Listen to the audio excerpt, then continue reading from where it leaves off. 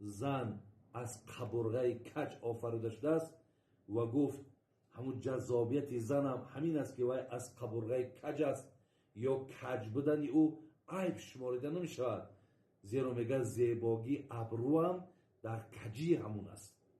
زیلحاظ یعنی بعضی خطاها، بعضی لغزش هایی که یا بعضی نافرمانی هایی که زن میکند، میگه با تمام نیرو یعنی با تمام قوت حرکت نکن که وای راست کنی، زیرا امکان دارد که راست کردنش بشکند و شکستنش معنیش این است که وای تو طلاق کنی. پیامبرمون در حدیث میگه لا یفرق مؤمن مؤمنة این کری همینها خلقا رضی منها آخر. میگه جوانای عزیز غضبناک نشوین در هر یک کار زن.